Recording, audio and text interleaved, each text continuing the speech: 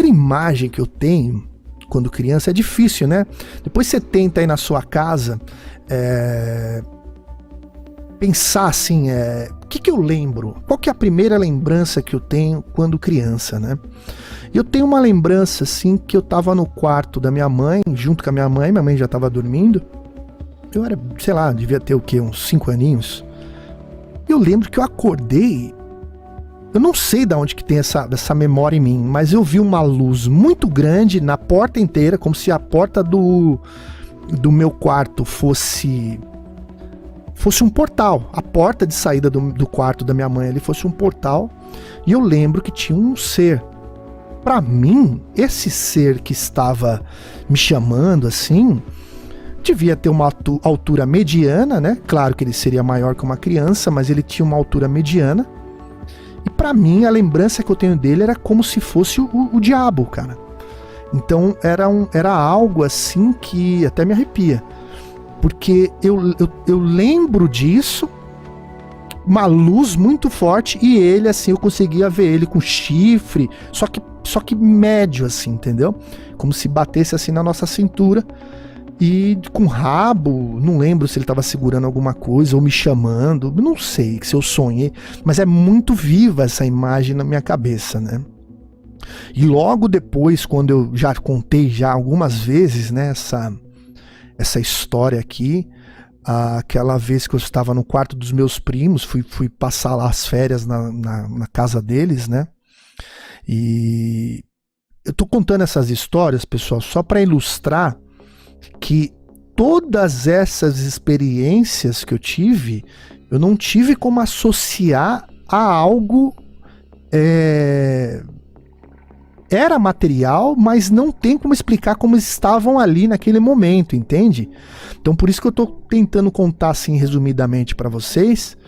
E eu tava contando da casa do meu primo, né? Eu fui dormir com ele, molecada, né? Devia ter uns 9 anos. Era lá num condomínio em Pinheiros, em Alto de Pinheiros, lá em São Paulo. E eu fui dormir, o meu primo era meio cagão, ele deixava um pouco ele tinha que ter um biquinho de luz aceso, né? E ele deixou a luz do banheiro acesa e deixou a porta um pouco entreaberta, assim, né? E aí de noite eu tenho o costume de dar a virada, né? Que a gente vai virar à noite. E eu tava dormindo numa beliche.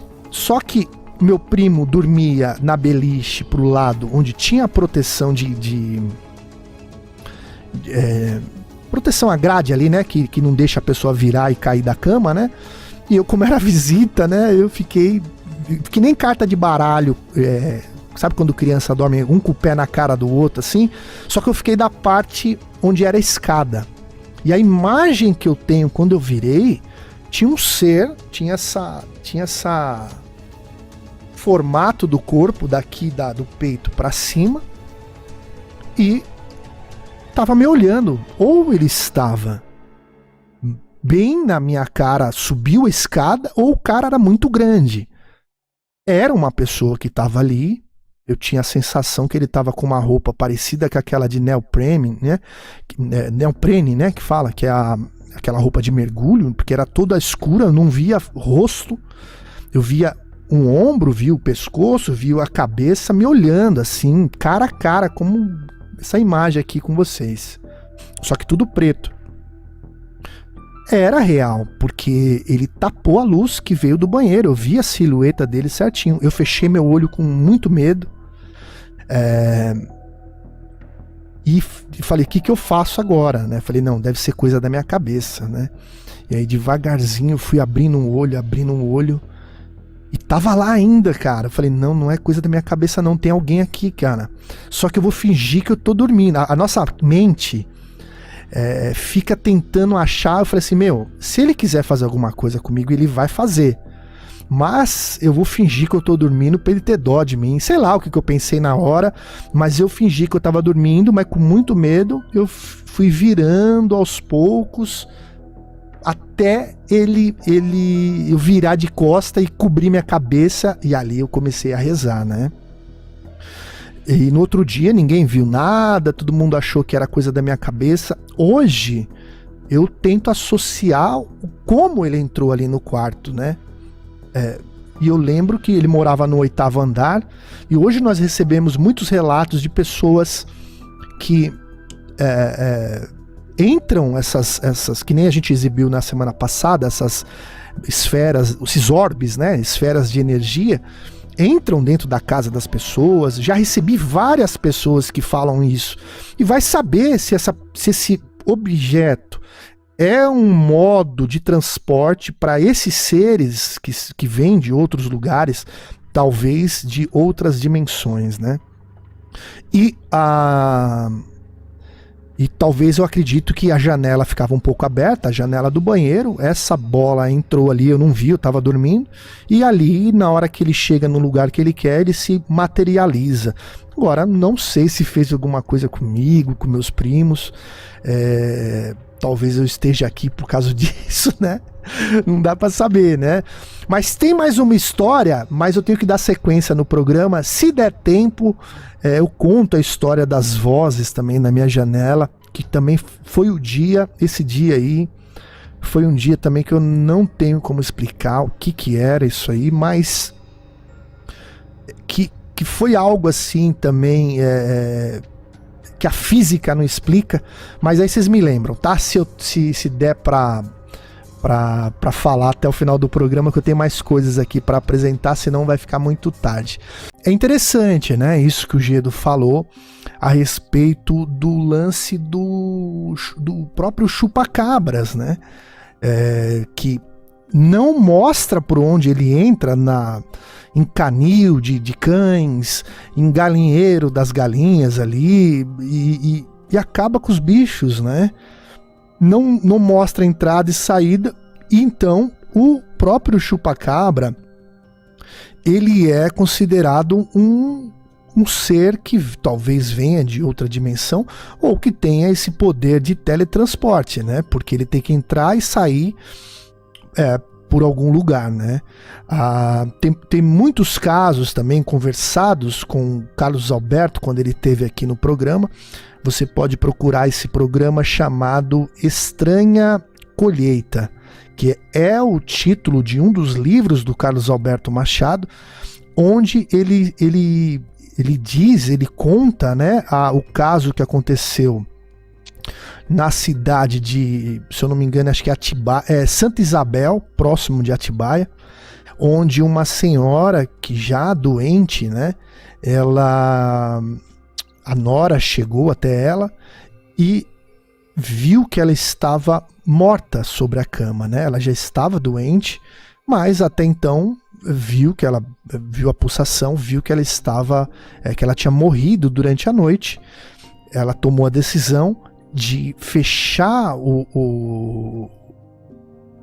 a porta, né, por onde ela entrou, e teve que chamar o filho, né, para avisar que a mãe dele tinha falecido.